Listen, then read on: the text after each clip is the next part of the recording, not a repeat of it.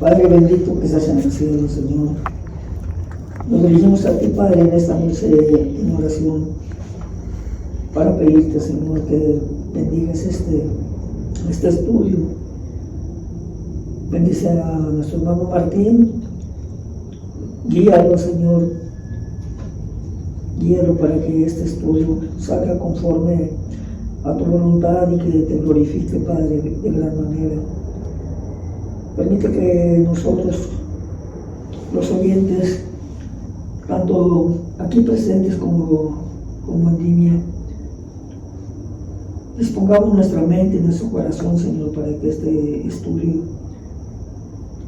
podamos entenderlo y entender completamente este mensaje que, Señor, tú tienes reservado para nosotros en esta noche.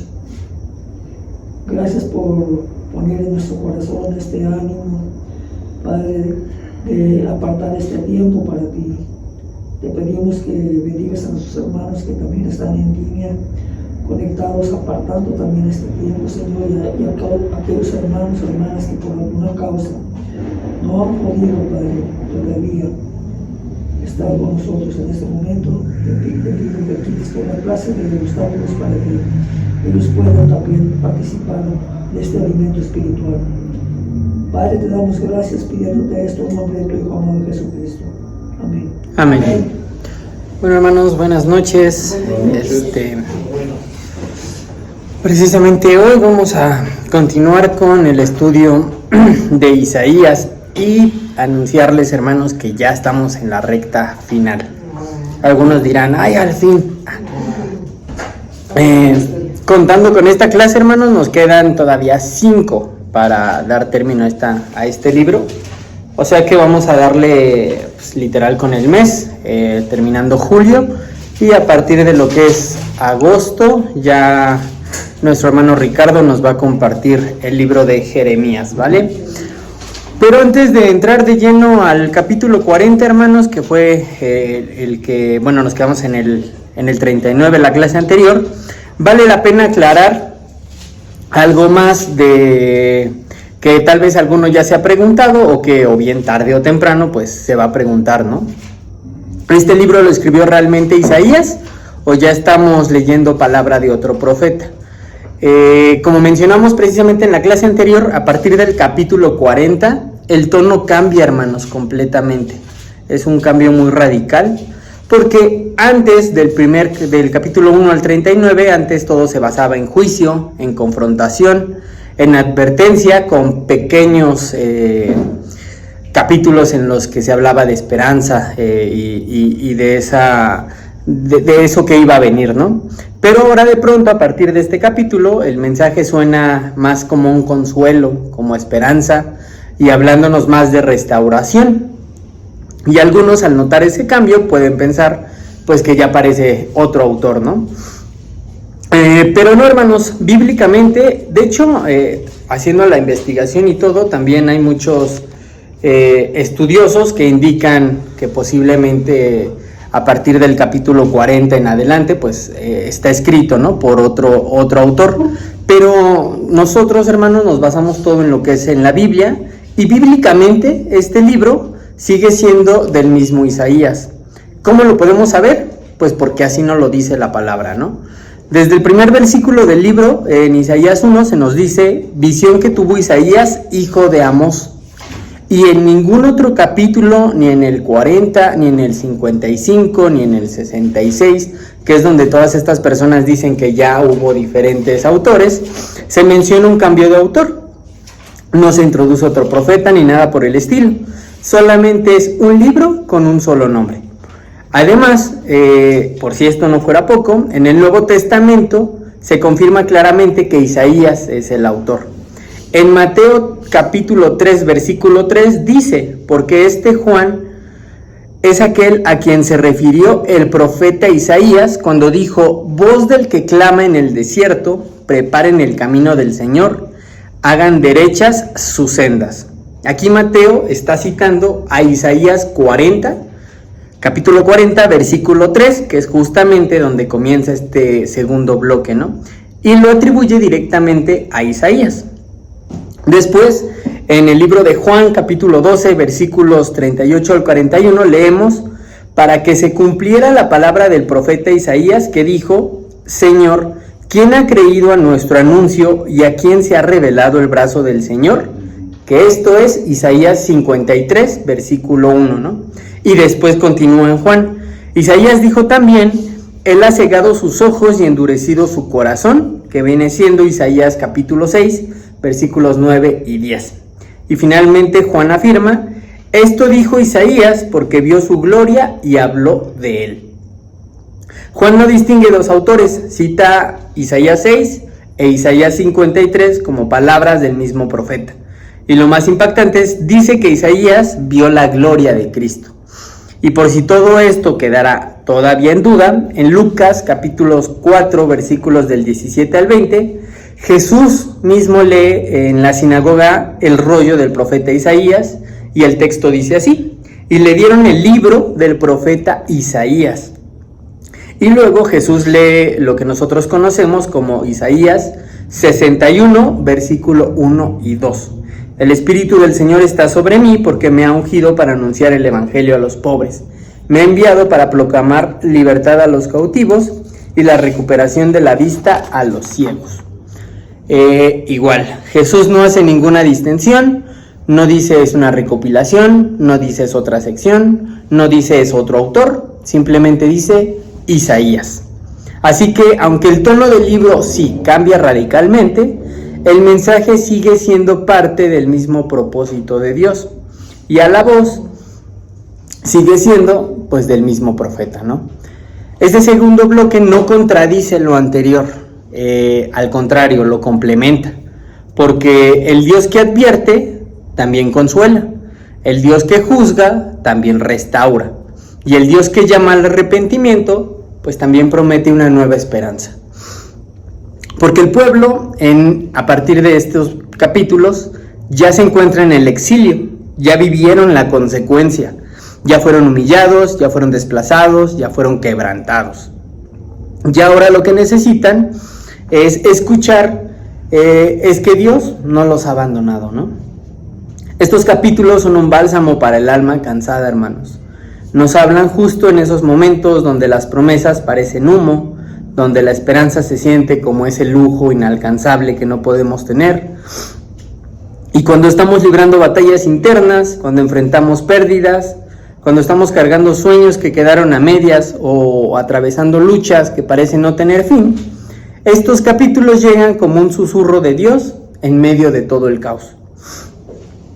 Y es que este bloque no solamente le habla a Israel en el exilio, también nos habla a nosotros hoy, a los que atravesamos desiertos internos, a los que nos cansamos, a los que necesitamos que Dios nos levante. En estos capítulos, Dios no solamente anuncia liberación, sino que anuncia transformación. Porque así estaba Israel, en el exilio, lejos de casa, desanimado y sin rumbo. Pero Dios no los dejó en ese lugar de derrota.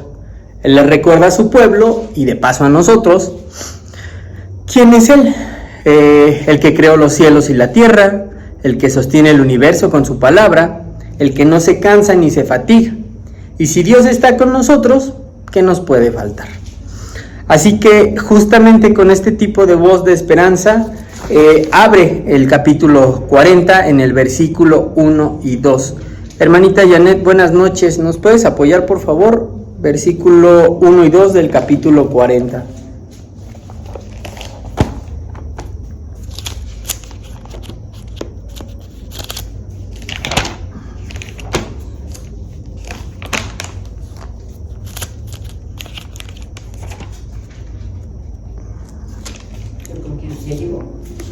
Manita Janet. Ay, perdón, hermano, es que no le escuché, perdón. No te preocupes. ¿Cuál es, perdón? Capítulo 40 de Isaías, versículo 1 y 2. No, permítame.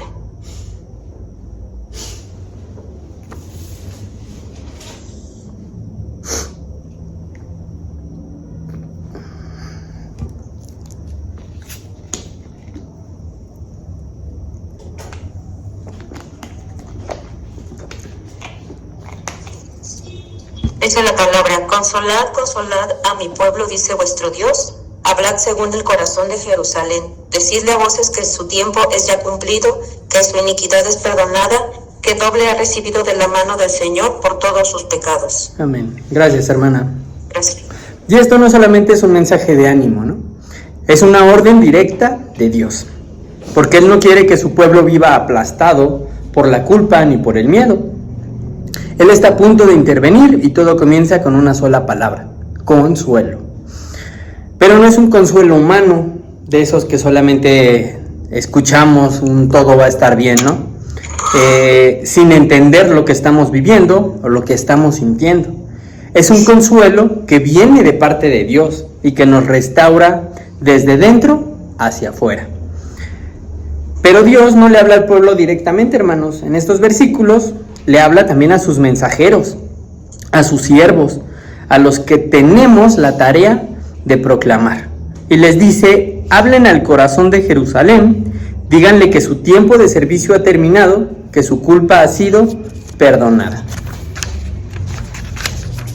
Dios no solo quiere que sepamos la verdad, quiere que la sintamos. Quiere que esta certeza del perdón, de restauración, de un amor inquebrantable nos atraviese el alma. Y no solamente para guardarla, sino para compartirla. Este mensaje de consuelo no es solo para nosotros, es para que lo llevemos a otros, para que seamos la voz que Dios usa en medio del desierto. Entonces vamos a volver a leer Isaías 40, versículo 3. Hermana Rubí, ¿nos puedes apoyar, por favor?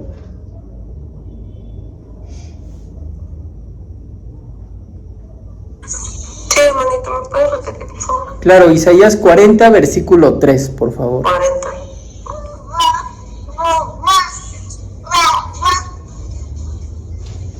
Ya Samuelito Dice la lo sabe. palabra de Dios: vos que clama en el desierto, preparad camino a Jehová, enderezad calzada en la soledad a nuestro Dios. Todo vas a hacer. Sí, hasta ahí, hermanita, gracias. Sí. Antes de seguir, hermanos, me gustaría aquí hacerles una pregunta. ¿Por qué creen que Dios usa el desierto? ¿Por qué no dijo una voz en el templo? ¿Por qué no una voz en el palacio? ¿Por qué dice una voz en el desierto? Porque se refería al sufrimiento de los israelitas. Israelitas, ¿ok? Hermano Ricardo, buena noche. Buenas noches, hermanitos. Bueno, gracias a Dios ya llegué. Del trabajo había mucho tráfico, 2 horas de camino, pero bueno, ya estamos aquí, gracias a Dios. Gracias a Dios, hermano. Primeramente este versículo 3, hermano, habla proféticamente del siervo que iba a utilizar Dios, Juan el Bautista, el primo de nuestro Señor Jesucristo. Y esto es la parte esencial, hermano, de cuando el Señor ya estaba listo, ¿verdad?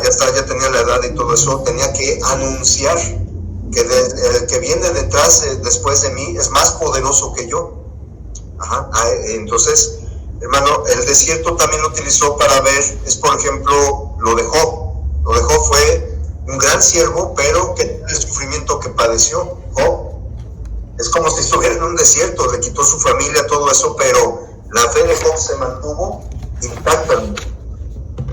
Entonces yo pienso que el Señor utiliza como un modelo el desierto, hermano, para probar nuestra fe. Es como yo más o menos lo veo. Y proféticamente aquí está anunciando el siervo Juan el Bautista, el primo de nuestro Señor. Amén. Amén, hermanito, gracias. ¿Alguien más que quiera opinar? ¿Por qué en un desierto? ¿Por qué usa el desierto? Esta es una profecía precisamente alusiva a Juan el Bautista. Entonces está hablando de que esta voz que clama no va a ser en un palacio, no va a ser en un lugar reconfortable, en un lugar donde hay todas las comodidades, sino en un lugar inhóspito, un lugar donde no cualquier profeta iría o estaría. Entonces, en el desierto no hay gente. En el desierto, ¿a quién esa voz a quién puede clamar? Entonces, quizás es una alusión al hecho de que no iba a haber mucha gente acudiendo a un llamado así. Ok. Gracias, hermano. Hermana Rubí. Yo creo que, bueno, en las escrituras se muestra mucho eso, ¿no? Del desierto. Y yo creo que es para demostrar que incluso en las peores circunstancias, pues Dios siempre cumple su propósito de alguna u otra forma. Amén. Gracias, hermana. Pues sí, hermanos, básicamente lo que todos nos mencionaron es... hermano Ricardo, ¿todavía quiere opinar? Sí, adelante. Pero, hermano, también porque nuestro Señor cuando fue bautizado en tu Santo, y ahí inició su ministerio. ¿A dónde se fue? Nuestro Señor al desierto. ¿Y por quién fue tentado? Entonces también es como una figura alusiva de que el Señor nos da un modelo de cómo resistir las tentaciones, hermano. Ok, hermanito, gracias. Y sí, hermanos, si nos ponemos a pensar en toda la Biblia, el desierto es un escenario espiritual, ¿no? Es donde Dios trabaja en lo profundo, donde nos vacía de lo que nos estorba y nos prepara para lo que viene. Con Moisés pasó 40 años en el desierto antes de volver a Egipto para liberar al pueblo. Israel estuvo 40 años en el desierto antes de entrar a la tierra prometida. Elías caminó 40 días en el desierto antes de oír el susurro de Dios en la cueva. Y como bien nos decían nuestros hermanitos, y Jesús, nuestro Salvador, fue llevado por el Espíritu al desierto. Ahí enfrentó al diablo, no en un castillo, no en una sinagoga, sino en la soledad total, como bien nos mencionaba nuestro hermano Vicente, para mostrar que en el desierto, pues también se vence, ¿no?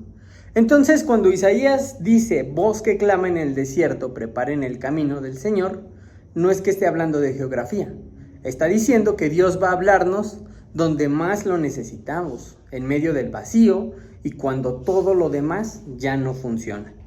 Entonces, el desierto no es un abandono, es la antesala de una revelación. Es el lugar donde la gloria de Dios se prepara para manifestarse. Por eso el versículo 5 nos dice, entonces se revelará la gloria del Señor y toda carne a una la verá. Si nos llegamos a sentir en un desierto, tal vez no es un castigo, tal vez es porque Dios ya está viniendo a nuestras vidas, ¿no?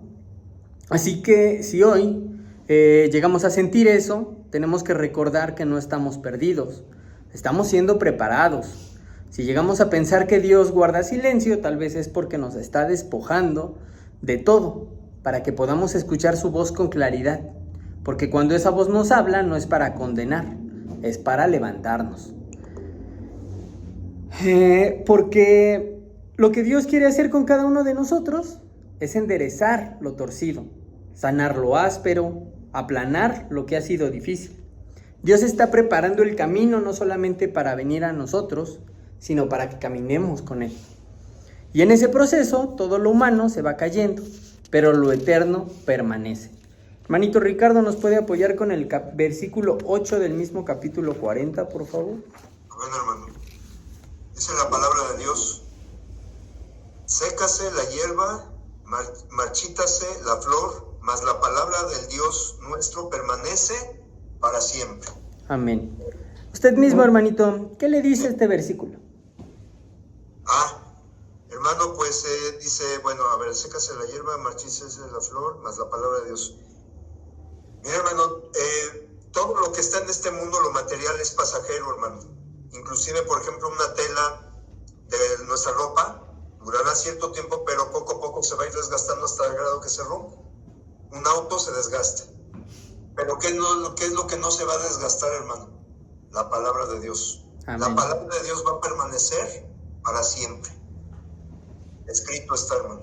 Amén. Gracias, hermano. Y pues sí, nuestro ánimo puede cambiar, nuestro entorno puede colapsar, pero si Dios dijo que viene por nosotros, Él vendrá. Si Dios dijo que nos va a perdonar, estamos perdonados. Y si Él dijo que nos va a levantar, no va a haber fuerza en la tierra que pueda detener su palabra. Por eso el versículo 9 no dice piensa bonito, dice súbete a un monte alto tú que traes buenas nuevas, alza fuerte tu voz, no temas, di a las ciudades de Judá, aquí está su Dios. No es tiempo de callar lo que Dios ha hecho, no es momento de quedarnos con el consuelo solamente para nosotros, es tiempo de proclamarlo, porque Dios no es una idea, es una presencia real. Y lo demuestra en el versículo 11, Como pastor apacentará su rebaño, en su brazo llevará los corderos, y en su seno los llevará, pastorará suavemente a las recién paridas. No nos empuja, no nos reclama, nos toma en sus brazos, y no importa cuán lejos hayamos estado, si Él nos toma, no nos va a soltar. Y por si alguien llegara a pensar que el mundo es quien tiene el control, Isaías lo deja bien claro en el versículo 22. Hermanita Susi, ¿nos puede apoyar, por favor? Isaías 40, versículo 22.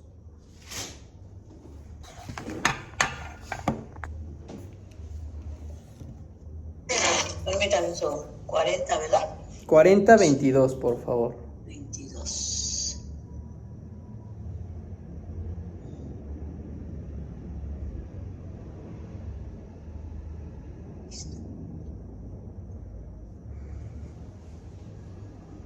Dice la palabra de Dios: Él está sentado sobre el círculo de la tierra, cuyos moradores son como langostas.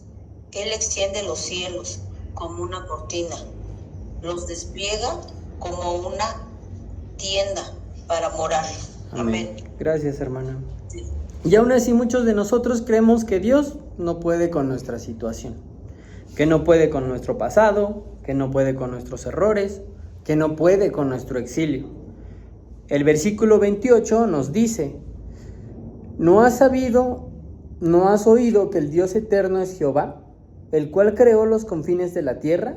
No desfallece ni se fatiga con cansancio, y su entendimiento no hay quien lo alcance.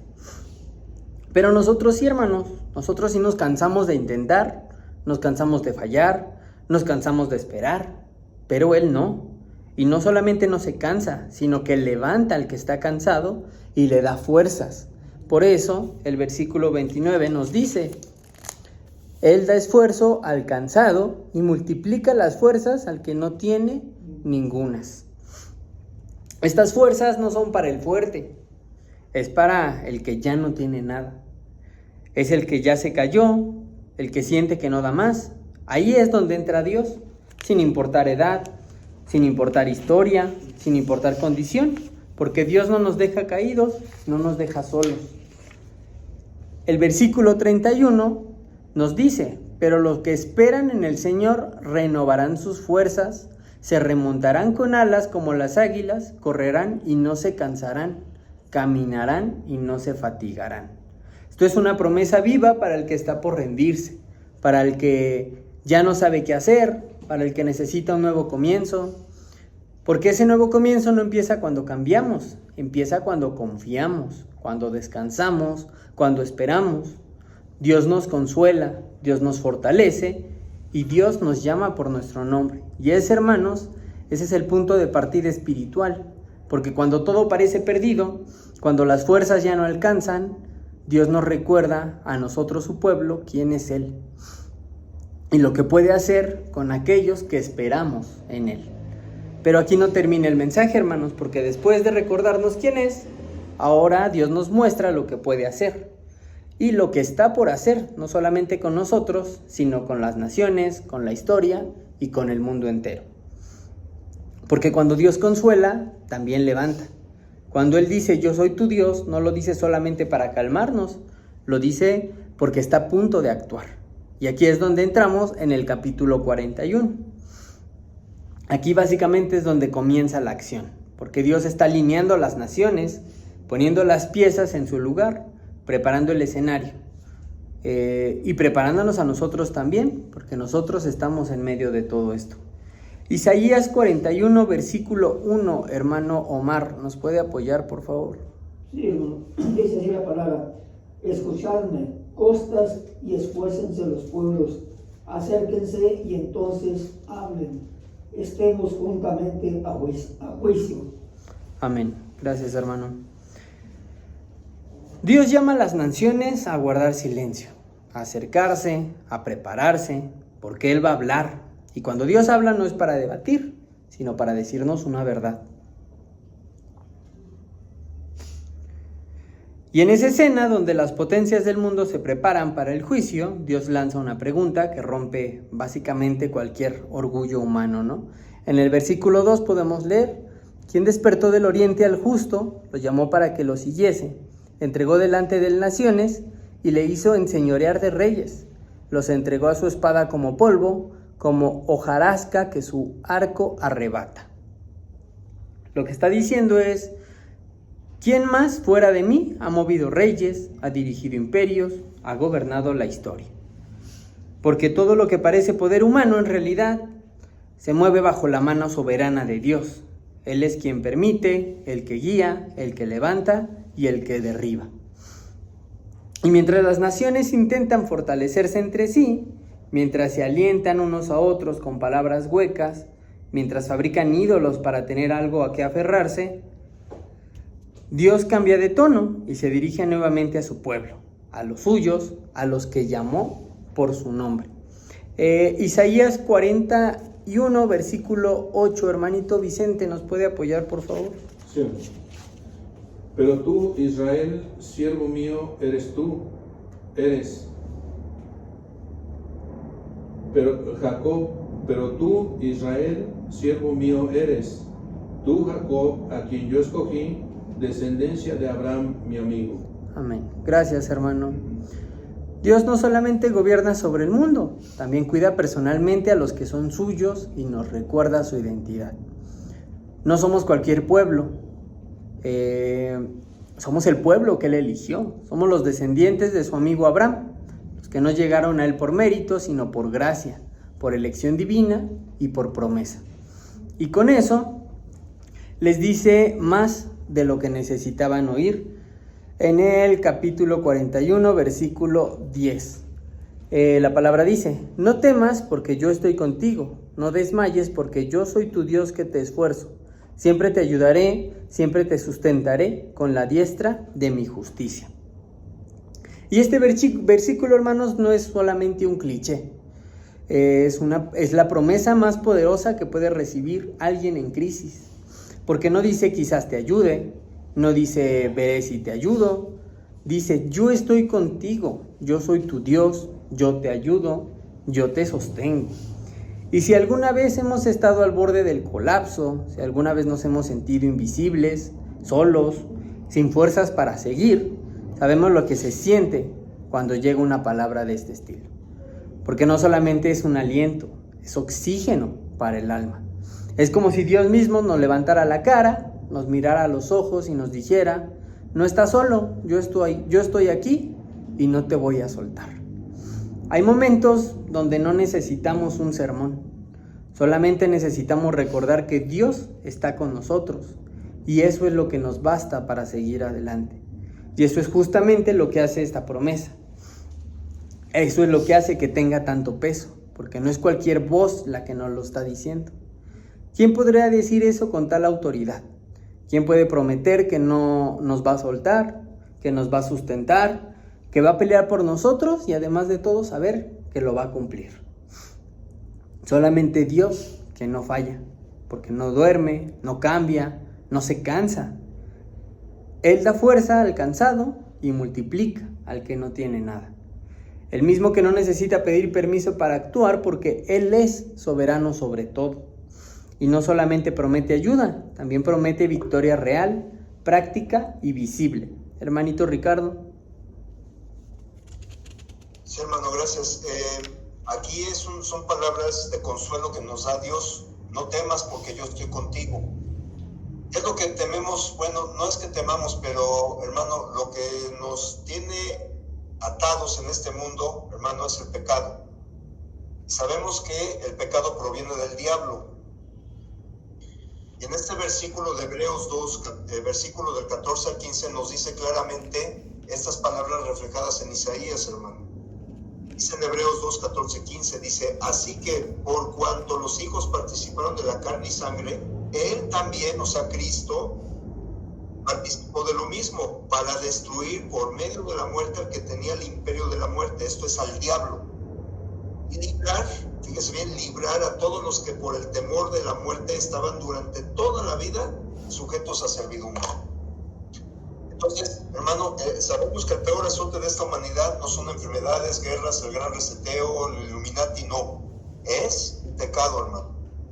Sabemos que el diablo somos servidumbre ahorita del diablo. Nosotros, gracias a Dios, ya no somos, por Cristo Jesús. Entonces, estas palabras de no temas porque yo estoy contigo, es la sombra de lo que había de venir. Cristo Jesús iba a derrotar, a vencer al que tiene el imperio de la muerte, que eso es al diablo. Y por medio del evangelio, hermano, fue que nos liberó Cristo Jesús. Y ya no somos servidumbre del diablo. Amén.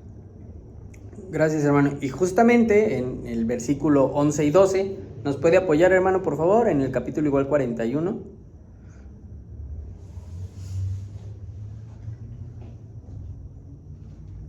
Está en mute. 41, 11 y 12. Así dice la palabra de Dios. He aquí que todos los que se enojan contra ti serán avergonzados y confundidos. Serán como nada y perecerán los que contienden contigo. Buscarás a los que tienen contienda contigo y no los hallarás. Serán como nada y como cosa que no es aquellos que te hacen la guerra. Gracias, hermano, amén. Porque Dios no niega la existencia de ese enemigo, ¿no? Pero lo que sí nos garantiza es el final. No va a quedar rastro de los que se levantaron contra nosotros. Y no es porque nosotros seamos fuertes, sino porque Él pelea por cada uno de nosotros. Y nos lo dice bien claro.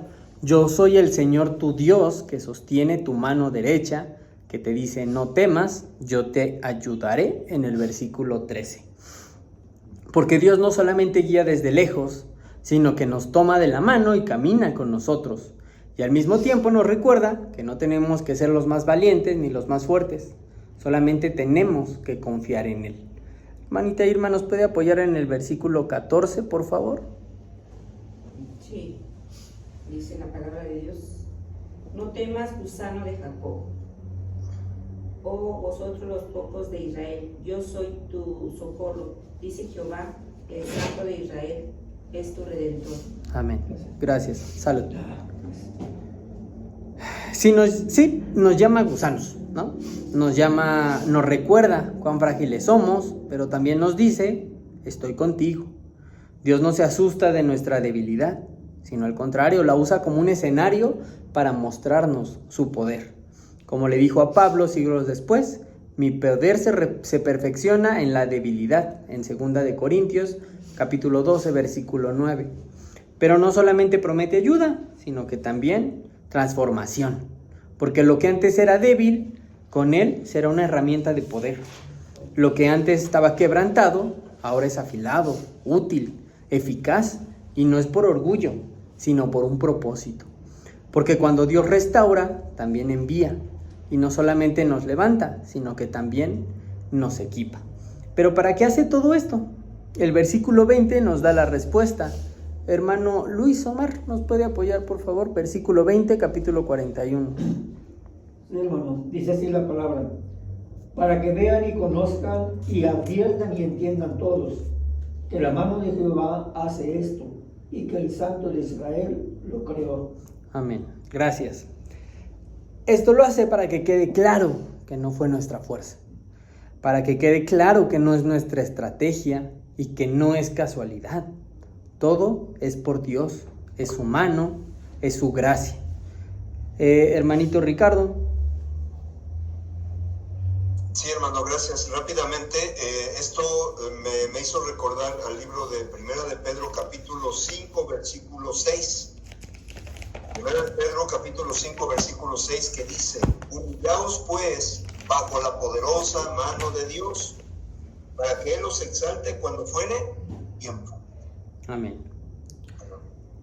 Y cuando otros vean nuestra vida restaurada, hermanos, levantada, usada por Dios, tienen que reconocer que Él fue el que permitió eso. Porque cuando Él obra, no queda duda. Cuando Él levanta, lo hace para su gloria. Y cuando Él transforma, no es para que volvamos a eso que dejamos, sino es para que vivamos de otra manera.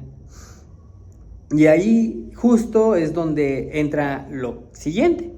Porque Dios consuela y levanta, pero ahora también se revela como el siervo que trae justicia, como la luz para las naciones y como aquel que no rompe la caña ni apaga, ¿no?, el pabilo que humea, sino que restaura con ternura, actúa con firmeza y cumple cada una de sus promesas. En el capítulo 42 no se cambia el tono, sino que simplemente lo profundiza. Porque si Dios ya nos mostró lo que puede hacer, ahora nos muestra a través de quién lo va a hacer. Hermanito Vicente, ¿nos puede apoyar con el versículo 1 del capítulo 42, por favor? He aquí mi siervo, yo le sostendré, mi escogido, en quien mi alma tiene contentamiento. He puesto sobre él mi espíritu, él traerá justicia a las naciones. Amén. Gracias, hermano. Y no estamos hablando de un rey terrenal, no es un guerrero humano, no es un líder común. Es el siervo de Dios, lleno del Espíritu, amado por el Padre y enviado con una misión que no nada más es local, es global. Y no vino por un solo pueblo, vino por todos.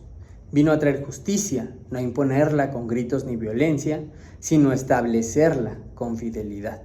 Por eso el versículo 3 nos dice: no quebrará la caña cascada, ni apagará la mecha que casi no arde, con fidelidad traerá justicia. ¿Y saben a quién se refiere cuando dice esa mecha que casi no arde? A ustedes, a mí, a todos los que alguna vez hemos fallado. Al pueblo, a los que hemos estado al borde de rendirnos, a los que hemos sido aplastados por el pecado, por la culpa. Básicamente, a todo el mundo. Porque este siervo no nos pisa, nos restaura, no nos desecha, sino que nos endereza con ternura. No nos apaga, sino que nos enciende de nuevo. Y esto no solamente es una teoría, es Jesús. Jesús es el siervo y es el que vino a traer luz a los que estaban en tinieblas, el que vino a sanar al quebrantado de corazón y al que vino no a condenar al mundo, sino a salvarlo. Hermanita Irma, ¿nos puede apoyar con el versículo 6 y 7 del capítulo 42? Sí. Dice la palabra de Dios: yo Jehová te he llamado en justicia y te sostendré por la mano. Te guardaré y te pondré por pacto al pueblo, por luz de las naciones, para que abras los ojos de los ciegos, para que saques de la cárcel a los presos y de casas de prisión a los que moran en tinieblas. Amén. Gracias, hermana. Entonces no solamente lo tenemos que ver como un plan celestial, sino como una intervención directa por parte de Dios en la historia humana. Porque Jesús no vino solamente a enseñar, sino que vino a liberar. Vino a romper cadenas, a abrir ojos espirituales y a sacar a los que viven atrapados en su pasado, en su dolor y en sus pecados. Y esto no solamente es para un individuo, es un mensaje para todos los que hemos vivido atrapados, para los que hemos caminado por años con cadenas invisibles, para aquellos que hemos normalizado el dolor, que nos hemos acostumbrado a vivir en sombras, que sonreímos por fuera, pero que por dentro nos sentimos rotos. Para pueblos, familias, generaciones enteras que han vivido sin esperanza, sin dirección y sin libertad real. El siervo de Dios vino precisamente por nosotros, para alumbrar donde hay oscuridad y para romper ciclos de esclavitud y para restaurar todo eso que parecía perdido. Jesús no vino a señalarnos, vino a levantarnos. Y como si todo esto fuera poco, Dios nos deja algo bien claro en el versículo 8 y 9. Yo Jehová, este es mi nombre, y a otro no daré mi gloria ni mi alabanza a esculturas. He aquí se cumplieron las cosas primeras, y yo anuncio cosas nuevas antes que salgan a luz. Yo os las haré notorias. Todo lo que, hermanito Ricardo. Sí, hermanito, gracias, perdón por la interrupción, me da pena.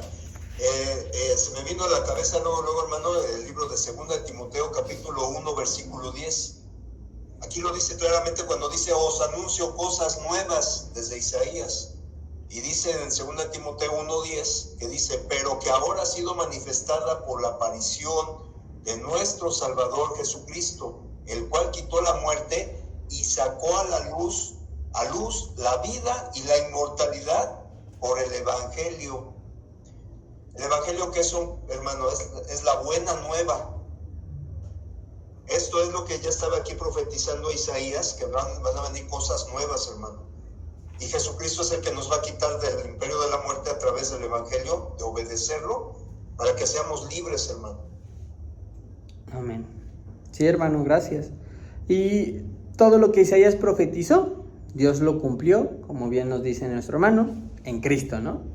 Y si todo eso se cumplió, ¿cómo no vamos a confiar en lo que ya viene? Porque Él sigue hablando, sigue revelando, sigue obrando, y nosotros hoy somos parte de justamente esa historia. Y después de revelar al siervo, después de mostrarnos esa ternura, esa justicia y ese llamado a restaurar, ¿qué es lo que queda? Alabanzas. Isaías 42:10: canten al Señor un cántico nuevo, canten su alabanza desde los confines de la tierra, los que descienden al mar, y cuanto hay en él, las islas y sus moradores. Porque cuando entendemos lo que Dios ha hecho, cuando vemos cómo ha intervenido en la historia y en nuestra propia vida, no podemos quedarnos callados. La adoración ya no es solamente un acto, sino que es una reacción natural. Es el alma respondiendo a ese amor recibido. Desde el mar hasta las costas, desde el desierto hasta las ciudades, el mundo entero está llamado a cantar, no porque todo sea perfecto, sino porque ahora tenemos esperanza. Porque la caña que estaba a punto de quebrarse fue enderezada, porque el pábilo que apenas humeaba volvió a arder. Porque el Dios que prometió, cumplió, y el siervo que vino a salvar, lo hizo con fidelidad, con poder y con compasión. Este canto, hermanos, no solamente es parte de una profecía antigua, es nuestro canto también el día de hoy, porque es la respuesta de un corazón que fue consolado, que fue fortalecido y que ahora ha sido levantado para vivir para la gloria y honra de Dios. Y justo cuando pensamos que no podía haber mayor muestra de amor, el capítulo 43 nos abre la puerta a algo todavía más íntimo, porque Dios que restaura ahora nos llama por nuestro nombre. No es un Dios lejano ni impersonal, es un Dios que conoce a los suyos, que los forma, que los redime y que les dice: tú eres mío. Así empieza Isaías 43 con una declaración que cambia todo. Hermanita Susi, ¿nos puede apoyar con el capítulo 43, versículo 1? Sí, hermanito, claro. Dice la palabra de Dios. Y ahora así dice Jehová, creador tuyo, oh Jacob, y formador tuyo, oh Israel. No temas, porque yo te redimí, te puse nombre, mío eres tú. Amén. Gracias, hermana. Y esta no simplemente es una afirmación teológica, es una identidad nueva, porque Dios no solo no nos consuela, sino que nos levanta y nos reclama como suyos. Ya no somos esclavos, ya no somos anónimos, ya no estamos perdidos. Somos redimidos, ahora somos conocidos. Somos llamados por nuestro nombre y aparte de todo nos promete acompañarnos en medio del fuego y del agua, en medio de todo lo que parezca imposible. Porque ser suyos no significa que no habrá pruebas, significa que nunca las vamos a enfrentar solos. El versículo 2 de este mismo capítulo nos dice: cuando pases por las aguas, yo estaré contigo. Y si por los ríos no te cubrirán, cuando pases por el fuego, no te quemarás, ni la llama te abrazará. Esto es un compromiso eterno, porque no dice si pasas, dice cuando pases. Porque vendrán ríos, vendrán fuegos, vendrán momentos que querrán consumirnos, pero ahí va a estar Él. No desde lejos, sino en medio del fuego, como ha estado con cada uno de los suyos a lo largo de toda la historia. Eso, hermanos, es lo que hace toda la diferencia, porque no es quiénes somos nosotros, es quién es Él, santo, salvador, cercano. No es un Dios que se presenta con títulos vacíos, Él se presenta con acción. Dice: yo soy tu salvador, porque no solo nos llama, sino que nos rescata. Y después nos recuerda algo que nos debería hacernos quebrar y levantarnos al mismo tiempo. El versículo 4, hermanita Sofi, ¿nos puede apoyar? Sí, dice la palabra de Dios. porque a mis ojos eres de gran estima, eres honorable y yo te he amado. Daré pues hombres a cambio de ti y naciones a cambio de tu vida. Amén. Gracias, hermanita. ¿Quién nos podría hablar así, no? ¿Quién podría mirar a un pueblo rebelde, terco, frágil y decirle, eres precioso ante mis ojos? Solamente Dios, que no solamente ama como no ama como nosotros, no se cansa de perdonar, no se rinde con los suyos, sino que ve valor donde nadie más lo ve. Dios está reuniendo a los suyos y no importa dónde hayan terminado, cuán lejos se hayan ido, Él sabe en dónde estamos y Él nos va a hacer volver a Él. Porque esto no solamente es una profecía sobre Israel, es una imagen de lo que Dios hace cuando redime una vida, cuando restaura una familia, cuando devuelve el propósito a alguien que lo había perdido. El versículo 7 nos dice, a todo el que es llamado por mi nombre y a quien he creado para mi gloria, a quien he formado y a quien he hecho. No solo fuimos rescatados para sentirnos mejor, fuimos redimidos para su gloria, para que nuestras vidas reflejen que Dios hace nuevas todas las cosas. Y justo después de que recordemos eso, el Señor lanza un desafío al mundo, porque llama a las naciones, pide testigos y luego en medio de esa escena pone a su pueblo al centro.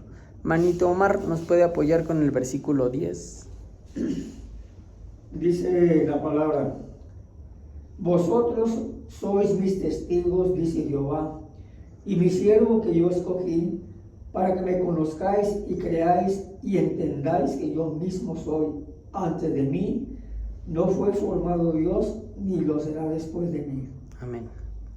Gracias, hermano. Porque Dios no quiere que su pueblo solamente seamos espectadores. Quiere que seamos testigos. Quiere que lo conozcamos, que confiemos en Él, que lo representemos. Porque no se trata de tener argumentos, se trata de tener historia con Él. Que otros puedan ver nuestra vida y decir, Dios existe, porque lo que pasó contigo no lo hace ningún hombre. El versículo 11 y 12 nos dice, yo soy el Señor, fuera de mí no hay Salvador. Yo soy el que lo ha anunciado. He salvado y lo he proclamado, y no hay entre ustedes Dios extraño. Ustedes, pues, son mis testigos, declara el Señor, y yo soy Dios. No hay nadie más, no hay otra fuente de salvación, no hay un plan B, y esto no se trata de religión, sino que se trata de relación. Dios lo anunció, Dios lo hizo, y ahora Dios lo confirma. No por mérito humano, sino por su fidelidad. Porque aunque su amor es inquebrantable, Él también es honesto y le recuerda a su pueblo su frialdad y su olvido, ahí en el versículo 22 y 24. Y aunque ahí podríamos esperar juicio, podríamos esperar rechazo con este olvido que el pueblo hizo, lo que viene es la gracia más grande jamás vista. El versículo 25, hermano Ricardo, ¿nos puede apoyar, por favor?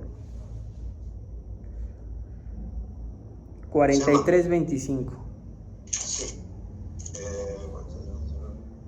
Se dice la palabra de Dios, yo soy el que borro tus rebeliones por amor de mí mismo y no me acordaré de tus pecados.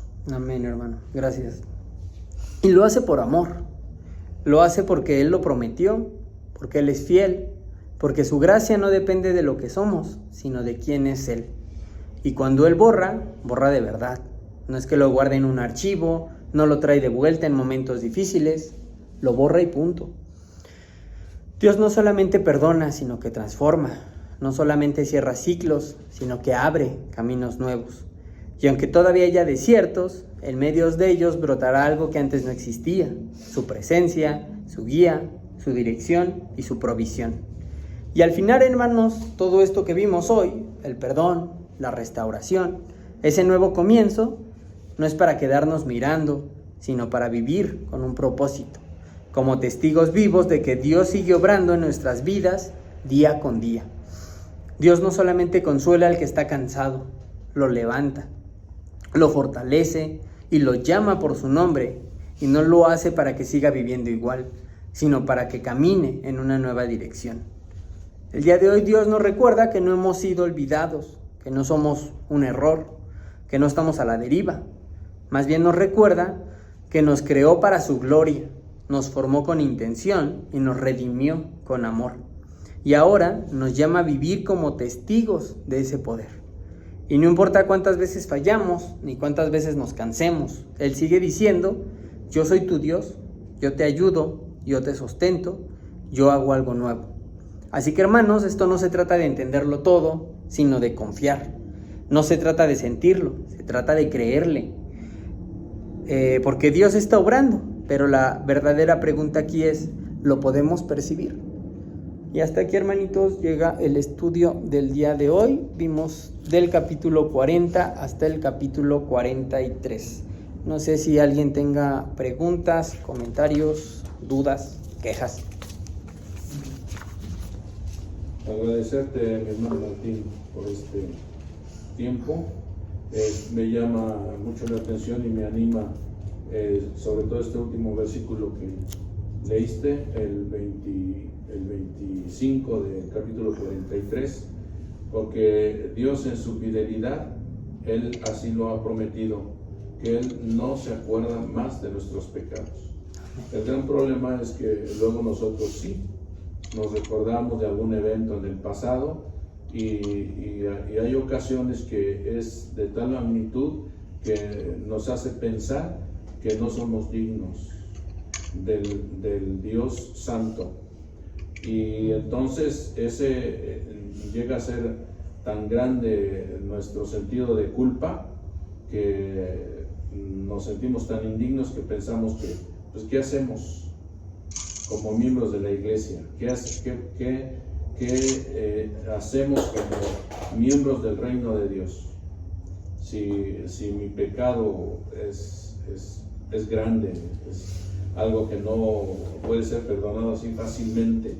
Por eso, en el tiempo que tuvimos la oportunidad de platicar con personas, se sienten que solamente el arrepentimiento y venir a Cristo, y de esa manera ya los habilita para ser perdonados y empezar la nueva vida en Jesucristo. Sienten que tienen que hacer algo más que solo arrepentirse. Y por eso vemos procesiones, vemos Bandas. sí, se golpean, o sea, hacen mucho sacrificio físico, pues para tratar de demostrar que verdaderamente están arrepentidos. Cuando Dios lo único que quiere es un arrepentimiento genuino, nacido de un corazón sincero y dispuesto a recibir a Jesucristo como Señor y Salvador y a obedecer su voluntad. Y entonces en el acto mismo de la obediencia, que culmina con el bautismo, y después en una vida continua de obediencia a la voluntad de Dios, Dios no se acuerda más de nuestro pecado. Y es tan grande su amor que nosotros mismos llega el momento en que tampoco nos acordamos. Y quizás en algún momento nos acordamos, pero es para traerlo al presente y hacerle ver a la gente el grande amor de Dios, que me perdonó a mí y lo puede hacer también por ti. Amén. Es cuanto. Muchas gracias, hermanito. Pues sí, ¿no? Muchas veces lo difícil es perdonarnos a nosotros mismos. Gracias, hermano. Hermano Ricardo. Sí, hermano, antes que nada agradecer a Dios y agradecer su tiempo, su esfuerzo de preparación, hermano, se aprecia y se valora. Muchas gracias. Y bueno, me quedó muy impactado este versículo del capítulo 43, el versículo 10, donde dice: vosotros sois mis testigos, dice Jehová, y mi siervo que yo escogí para que me conozcáis y creáis y entendáis que yo mismo soy. Aquí, por ejemplo, en el libro de Primera de Juan, capítulo 1, versículo 3, dice: lo que hemos visto y oído, eso anunciamos para que también vosotros tengáis comunión con nosotros, y nuestra comunión verdaderamente es con el Padre y con el Hijo Jesucristo.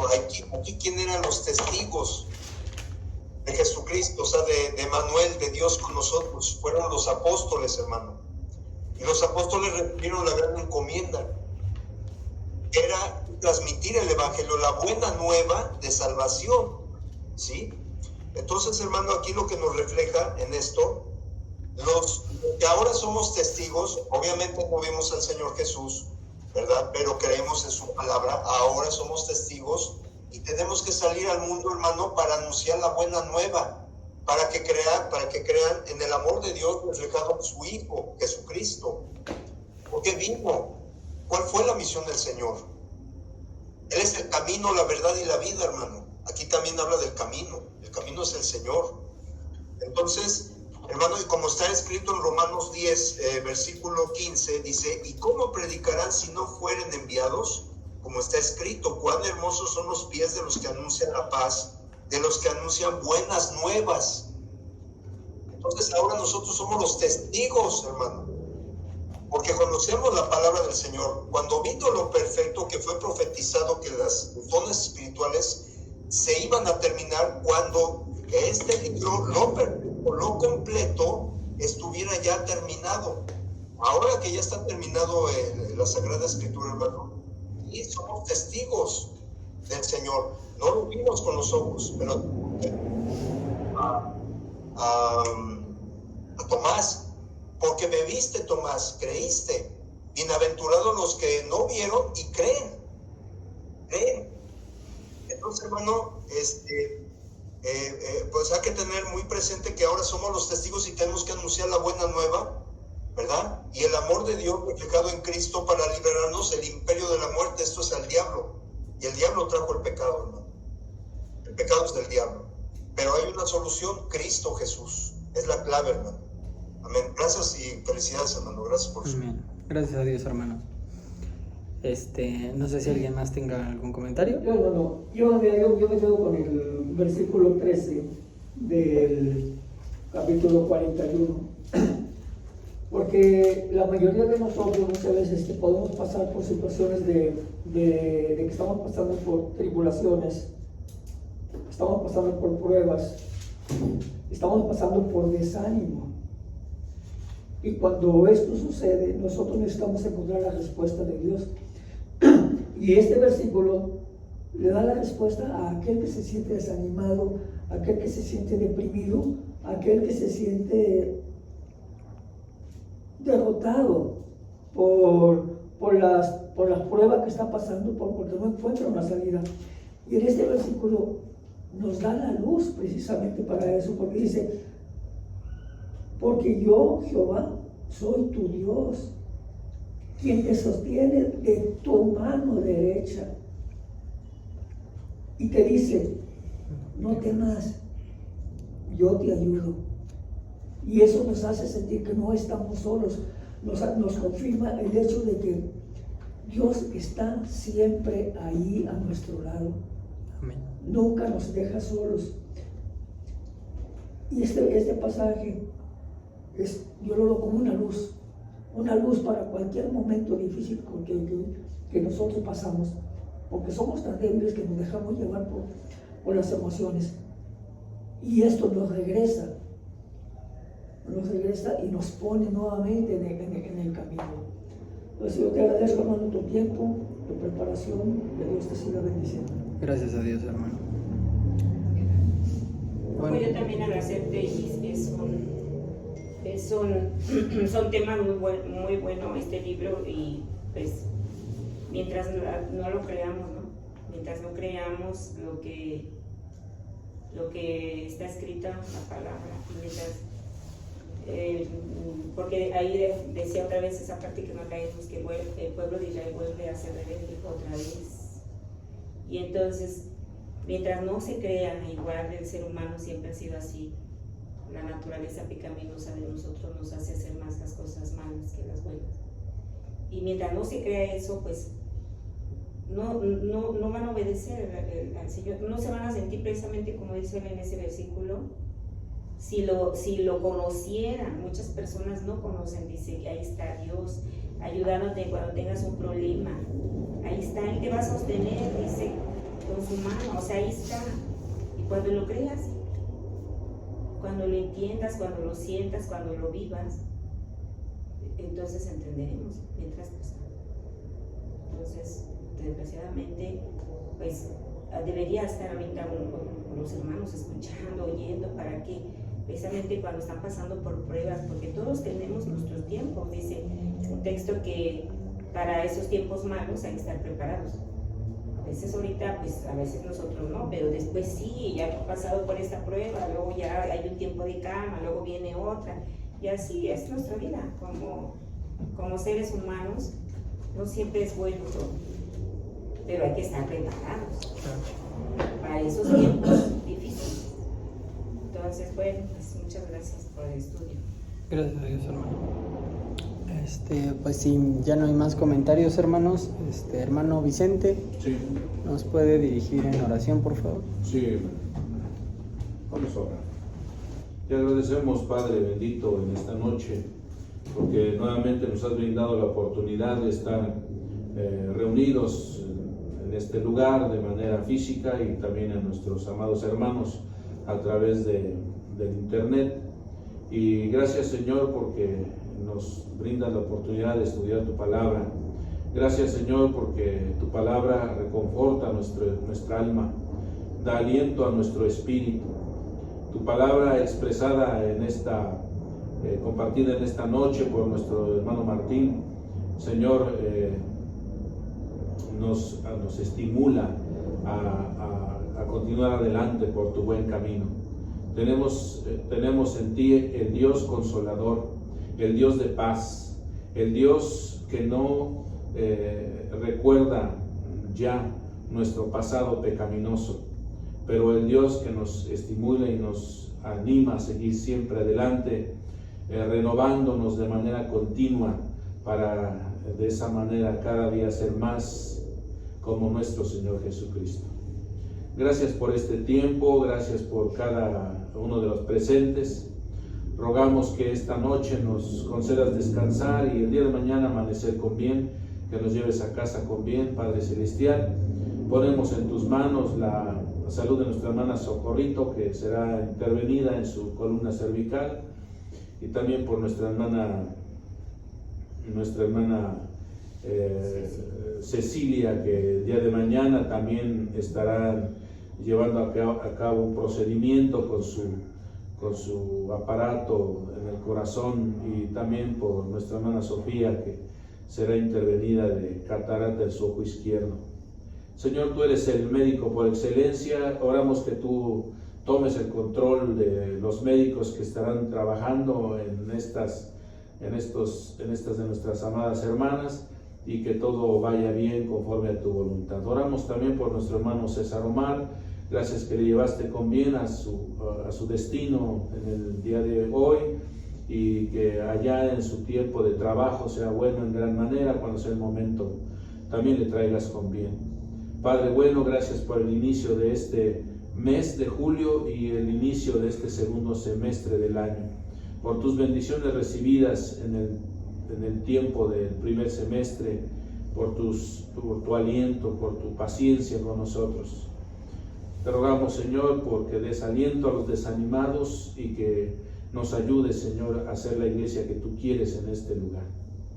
Bendícenos, pues, a todos y cada uno de los miembros de tu iglesia, y ayúdanos, Señor, en las tareas y en los trabajos del resto de esta semana, y prepáranos para el primer día de la semana, estar temprano para alabar y bendecir tu nombre. Dios eterno, te agradecemos y te bendecimos y te suplicamos todo esto en el precioso nombre de nuestro Señor Jesucristo. Amén. Amén. Gracias, hermanos. Buenas Yo le noches. bendiga, hermano.